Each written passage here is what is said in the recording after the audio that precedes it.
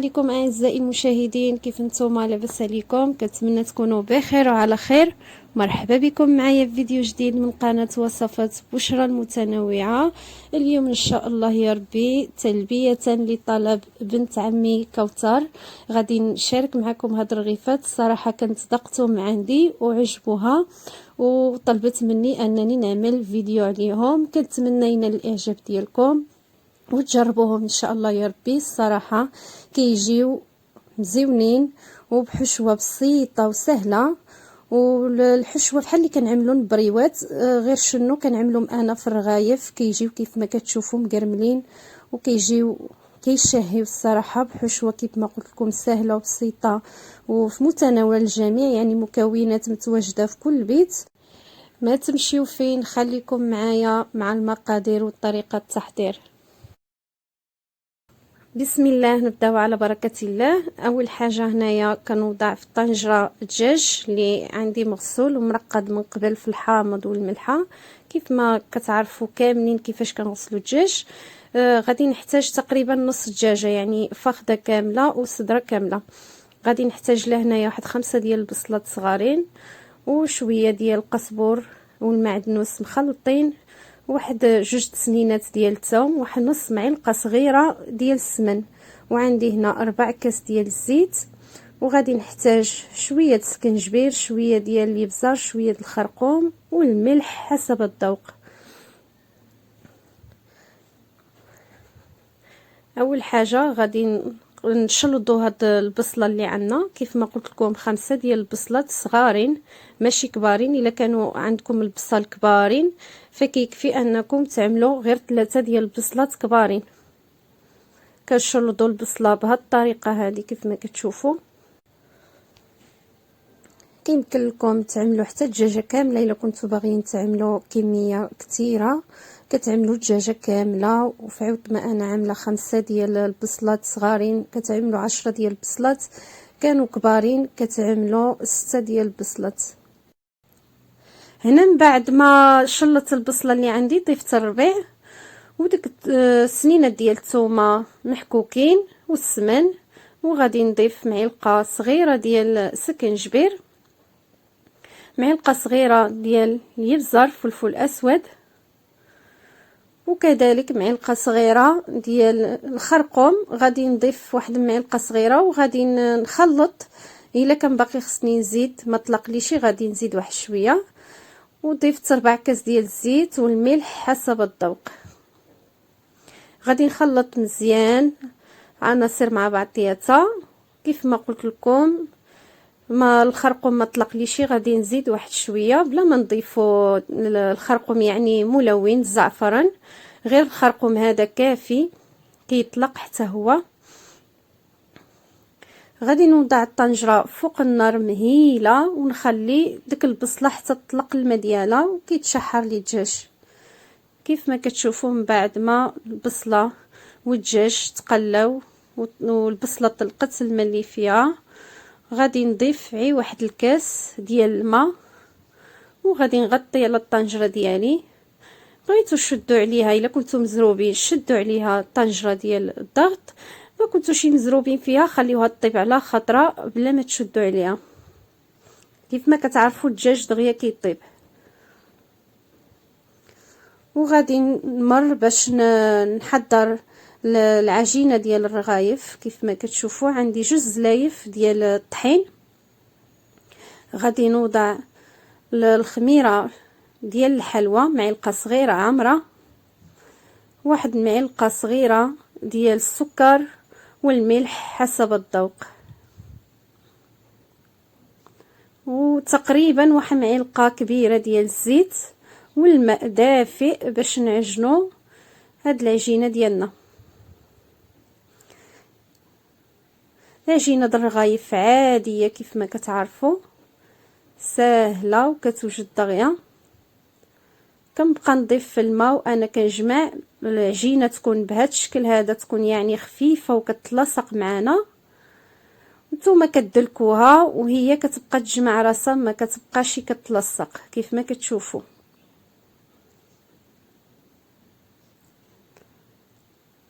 انا حاولت نزرب الفيديو غير باش ما يديش الوقت. هنا كيف ما كتشوفوا من بعد ما جمعت العجينه ديالي ما كتبقاش يتلصق مره، كنضيف له واحد شويه ديال الزيت كندهن به، وكنوضعها في شي اناء ونغطيها مزيان ونخليها حتى كترتاح. هنا من بعد ما طاب الدجاج ديالي كنهزو كنخلي عيدك البصله في الطنجره كيف ما كتشوفوا حتى داك الكاس الماء اللي كنعمل كيشرب ما كيبقاش. ديك البصله كنضيف عليها 3 ديال البيضات على حسب الكميه اللي عندكم. الا كانت عندكم الكميه كثيره غادي تحتاجوا يعني كميه اكثر. هنا كنخلي داك البيض حتى كيشد فراسو عاد باش نخلطوه باش كتعقد لي داك البصله، وكخليها تشرب ما كيبقاش فيها المرقه نهائيا.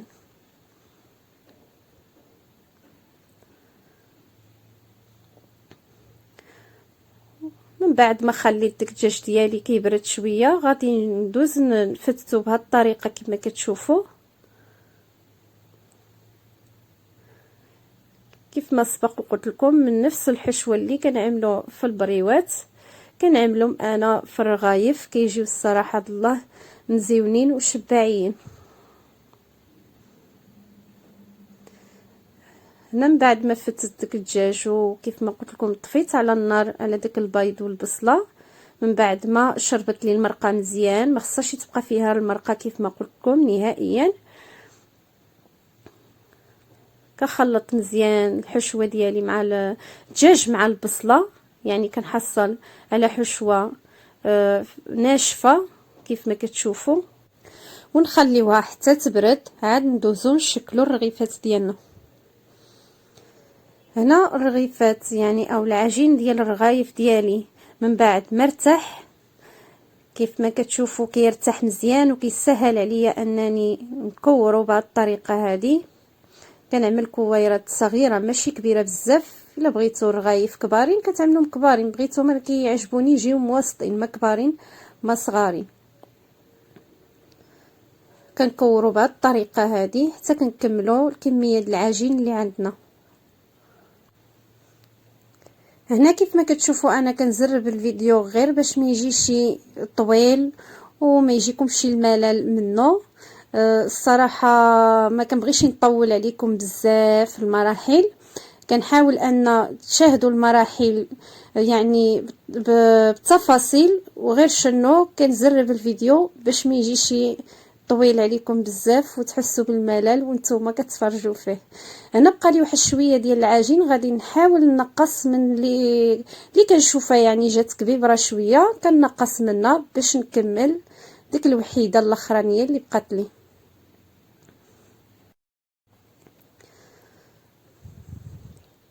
ملي كنساليو من التكوير ديال العجين كنغطيوهم بلاستيك ونخليوهم يرتاحوا باش يساعدونا في الطليق. هنا من بعد ما ارتاحوا كويرات العجين ديالي غادي ناخذ واحد شويه الزيت ونوضعوه في سطح العمل ونبدا نطلق بهذه الطريقه. كيف ما كنقول لكم الا خليتوا العجين ديالكم يرتاح يعني واحد الوقت الكافي، خليوه الوقت اللي الا ما كانش عندكم الوقت خليوه حتى بنص ساعه كيرتاح وغادي يساعدكم في الطليق. الا زربتوا عليه غادي يعذبكم شويه وغادي يبقى يتقطع معكم. بعد ما طلقت العجين ديالي مزيان كيف ما كتشوفوا كنوضع ديك الحشوه في الوسط وكنقطع بهذه الطريقه هذه. كنهز داك العجين هيدا وكنحطو على الحشوه. هذه الطريقه هذه كنعملها غير باش الرغيفه تجيني مورقه من فوق ومن تحت، ما تجيش ديك الحشوه منها من الورقه وحده ومن فوقي كيجي يعني الرغيفه مورقه بزاف.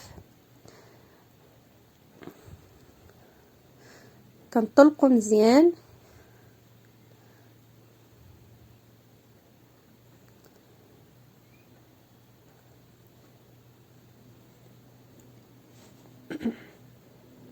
وكنوضعوا الحشوه بهذه الطريقه.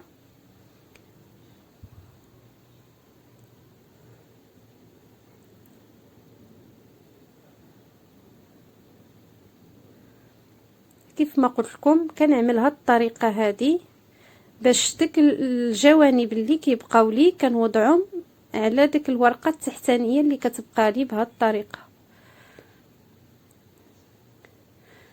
وطبعا صينيه الفرن كيف ما شفتوا عملت لها شويه ديال الزيت باش ما كيلصقوليش الرغايف ديالي، وكنبقى نستف فيها الرغيفات اللي عدلتها كنحطها مباشره في الصينيه ديال الفرن حتى كنسالي الكميه اللي عندي.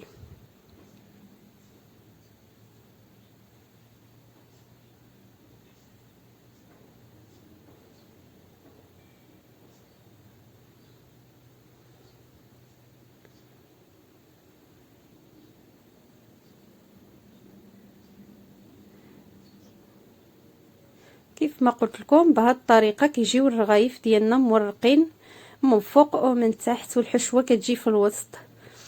هنا من بعد ما عمرت الصينيه ديال الفرن ضروري تدقوا عليهم بهذه الطريقه هذه مزيان، كتدقوا عليهم